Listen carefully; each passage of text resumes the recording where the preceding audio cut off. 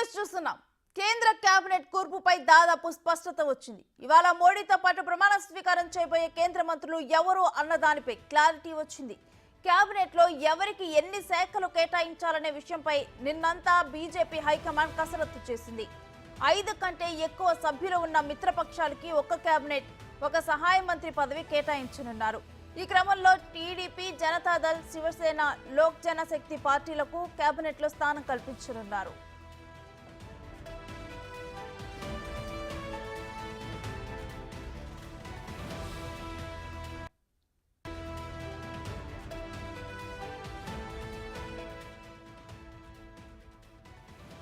ఇవాళ ప్రధాని మోదీతో పాటు రామ్మోహన్ నాయుడు, పెమ్మసాని చంద్రశేఖర్, చిరాగ్ పాస్వాన్, అనుప్రియా పటేల్, జయంత్ చౌదరి, జతిన్ రామ్ మంగ్జీ, కుమారస్వామి ప్రమాణ స్వీకారం చేయనున్నట్లు తెలుస్తోంది.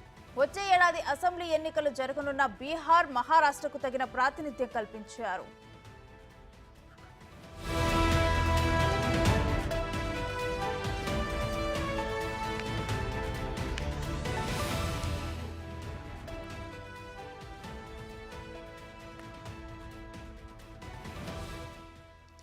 పార్టీ బాధ్యతలు నిర్వహించిన వారికి ఈసారి ప్రభుత్వంలో కీలక బాధ్యతలు అప్పచెప్పనున్నారు. శివరాజ్ సింగ్ చౌహాన్, మనోహర్ లాల్, బస్వరాజ్ బొమ్మైలో ఒక్కరికి స్పీకర్ గా ఎంపిక చేసే అవకాశం ఉంది.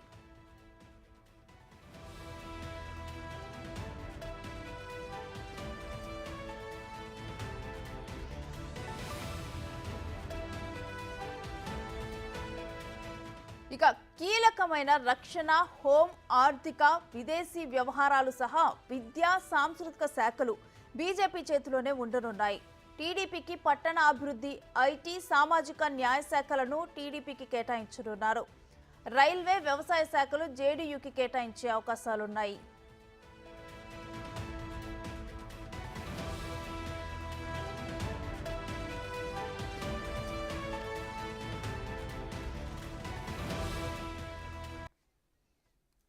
ఇక ఇదే అంశానికి సంబంధించి మరింత సమాచారం మా ప్రతినిధి శివ లైవ్ లో అందిస్తారు. శివ, ఎవరెవరికి ఏ శాఖలను కేటాయించున్నారు, అసలు డీటెయిల్స్ ఏంటి? రైట్ రేణు, ఈరోజు ప్రధానిగా మూడవసారి నరేంద్ర మోడీ ప్రమాణ స్వీకారం చేయబోతున్నారు. సాయంత్రం 7 గంటలకు రాష్ట్రపతి భవన్లో ప్రధాని నరేంద్ర మోడీతో పాటు 30 మంది కేంద్ర మంత్రులు ఈ ప్రమాణ స్వీకారం చేయబోతున్నారు.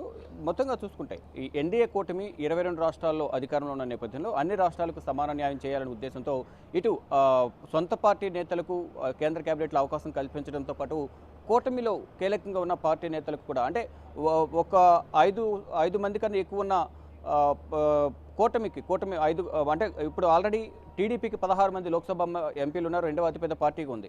మరోవైపు జేడీయూ 12 మంది ఎంపీలు ఉన్నారు, ఇతరులు 24 మంది ఉన్నారు. అంటే మిత్రపక్షంలోనే ఇతర పార్టీలకు సంబంధించి ఒక్కొక్క పార్టీకి 2, 3, 5, 4 ఉన్న పార్టీలు కూడా ఉన్న నేపథ్యంలో వారికి కూడా ఒక్కొక్కరికి 5 కంటే తక్కువ ఉన్న వారికి మాత్రం ఒక సహాయ మంత్రి పదవి, 5 కంటే ఎక్కువ ఉన్న వారికి 2, అంటే ఒక కేబినెట్ హోదా, ఒక సహాయ మంత్రి పదవి ఇచ్చేందుకు నిర్ణయించుకున్నారు. దానిలో భాగంగానే ఇప్పటికే మొత్తం కొలికి వచ్చింది. దాదాపు 30 మందికి ఇప్పటికే ఫోన్లు చేశారు. ఫోన్లు చేసిన తర్వాత అందరికీ శుభాకాంక్షలు తెలిపారు ప్రధాని నరేంద్ర మోడీ. మరోవైపు ఏపీకి సంబంధించి కూడా చంద్రబాబు, రామ్మోహన్ నాయుడు, పెమ్మసానికి ఫోన్ చేసి శుభాకాంక్షలు తెలిపారు. ఇటు తెలంగాణ నుంచి బండి సంజయ్, కిషన్ రెడ్డి, ఏపీకి బీజేపీకి సంబంధించి ఇంకా ఇప్పటికీ అధికారికంగా ఎవరికి ఇస్తారనేది కూడా సమాచారం లేదు. ఇక తదుపరి మళ్ళా నెక్స్ట్ ఎక్స్పెన్షన్లో వారికి అవకాశం కల్పించే ఛాన్సెస్ అయితే కనిపిస్తూ ఉన్నాయి. ఇక 30 మందిలో మిత్రపక్షాలు ఉన్న జేడీయూకి ఒక కేబినెట్, ఒక సహాయ మంత్రి, జయంత్ చౌదరి, మరోవైపు చిరాగ్ పాస్వాన్, జతిన్ రామ్ మాంజీ, ఇలా మొత్తం 30 మందికి కేంద్ర కేబినెట్లో అవకాశం కల్పించారు. అంటే శాఖలకు సంబంధించి మాత్రం ఒక క్లారిటీ అనేది రాలేదు. అంటే కీలక శాఖలైన ఇంతకుముందు మీరు చెప్పినట్లుగా కీలక శాఖలు కేంద్ర హోంమంత్రి, రక్షణ శాఖ, ఇతర కొన్ని కీలక శాఖలు ఏవైతే ఉన్నాయో ఫైనాన్స్, వీటికి సంబంధించి మాత్రం శాఖలు వారి వద్ద ఉంచుకొని మిగతా శాఖలు కొన్ని శాఖలను ఇటు మిత్రపక్షాలకు ఇచ్చే అవకాశం అయితే కనిపిస్తుంది. రామ్మోహన్ నాయుడు 3 సార్లు ఎంపీగా గెలిచి కేంద్ర కేబినెట్లోకి అడుగు పెడుతున్న నేపథ్యంలో, అంటే కేంద్ర కేబినెట్లో అతి చిన్న వయసు ఉన్న వ్యక్తిగా కూడా రామ్మోహన్ నాయుడు నిలిచారు. వారి తండ్రి గతంలో కేంద్ర మంత్రిగా వ్యవహరించారు, ఎర్రంనాయుడు. తండ్రి పోరాట పటిమను స్ఫూర్తిగా తీసుకుని తను రాజకీయాల్లోకి వచ్చారు. రాజకీయాల్లోకి వచ్చి 3 సార్లు విజయం సాధించారు.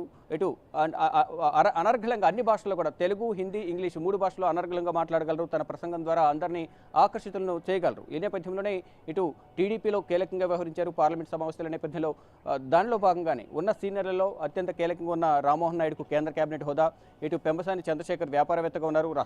రాష్ట్రంలో పెట్టుబడులు తీసుకురావడానికి కానీ ఇతర కార్యక్రమాలు చేపట్టడానికి పెంబసాని అయితే కరెక్ట్ అనేది భావించి ఇటు చంద్రబాబు కూడా పెంబసాని పేరును సూచించినట్లు తెలుస్తుంది. దానిలో భాగంగానే పెంబసాని చంద్రశేఖర్ను సహాయ మంత్రిగా ఆయనకు అవకాశం కల్పించబోతున్నారు. ఇక శాఖలకు సంబంధించి మాత్రం అధికారిక ప్రకటన అనేది రావాల్సి ఉంది.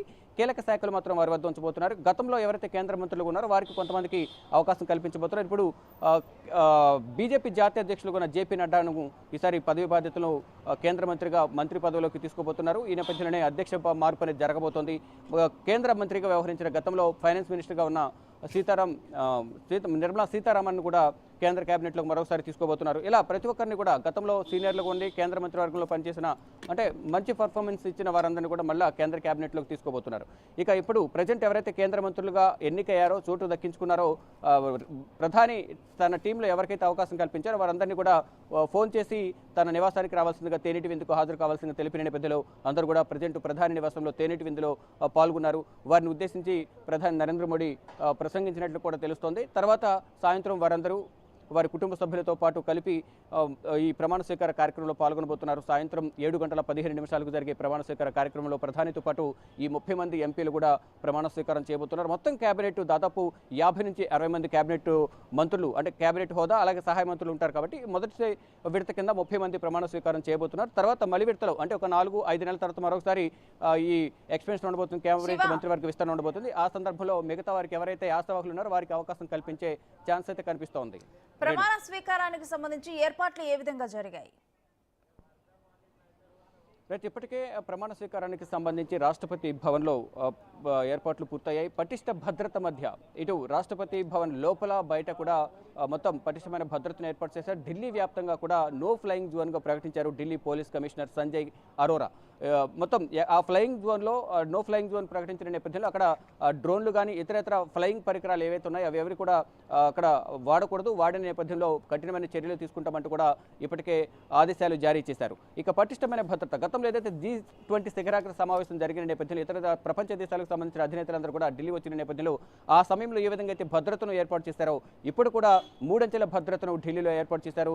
ఢిల్లీ పోలీసులు, పారామిలిటరీ బలగాలు, కేంద్ర బలగాలు, సిఆర్పిఎఫ్ మొత్తం వీరందరూ కూడా భద్రతా బలగాలందరూ కూడా స్నీపర్ టీంలు కూడా ఇక్కడ ఏర్పాటు చేశారు. 2500 మంది ఢిల్లీ పోలీసులతో పాటు కేంద్ర బలగాలు, స్నీపర్ టీంలు ఇవన్నీ కూడా 2500 మంది భద్రతా బలగాల మధ్య ఢిల్లీలో ప్రమాణ స్వీకార కార్యక్రమం అనేది కొనసాగుతోంది. ఇటు రాష్ట్రపతి భవన్ చుట్టూ కూడా మొత్తం నిర్మానుష్యంగా తయారైంది. ఎవరిని కూడా అటువైపు రాకుండా క్షుణ్ణంగా తనిఖీలు చేస్తున్నారు. చెక్ పోస్టులను ఏర్పాటు చేశారు. ఇటు అంతర్జాతీయ విమానాశ్రయంలో కూడా పటిష్టమైన భద్రతను ఏర్పాటు చేశారు. ఇతర దేశాలకు సంబంధించిన శ్రీలంక, భూటాన్, మారిషస్, నేపాల్, బంగ్లాదేశ్ దేశాలకు సంబంధించిన అధ్యక్షులు, మాల్దీవ్స్ సంబంధించిన అధ్యక్షులు వీరందరూ కూడా వస్తున్న నేపథ్యంలో వారికి అంతర్జాతీయ విమానాశ్రయంలోనే వారి దేశాలకు సంబంధించిన సంస్కృతి సంప్రదాయాలు ఉట్టుబడేలా అక్కడ ఏర్పాట్లు చేసి వారికి ఆహ్వానం పలుకుతున్నారు. అక్కడ నుంచి నేరుగా వారికి బస చేసే హోటల్ వద్దకు 5 స్టార్ హోటల్స్ తీసుకువెళ్ళి అక్కడ కూడా భారీ భద్రతను ఏర్పాటు చేసి నేరుగా అక్కడి నుంచి మళ్ళీ రోడ్డు మార్గాన పటిష్టమైన భద్రతను ఏర్పాటు చేసి రాష్ట్రపతి భవన్కు తీసుకొస్తున్నారు. మళ్ళీ కార్యక్రమం ముగిసిన తర్వాత మళ్ళీ తిరిగి రాష్ట్రపతి భవన్కు వారిని తీసుకువెళ్ళి సురక్షితంగా తిరిగి వాళ్ళ దేశాలకు పంపించేందుకు అన్ని ఏర్పాట్లు కేంద్ర ప్రభుత్వం చేసింది. దానిలో భాగంగా మొత్తం 2500 మంది భద్రతా బలగాల మధ్య ప్రధాని నరేంద్ర మోడీ రాష్ట్ర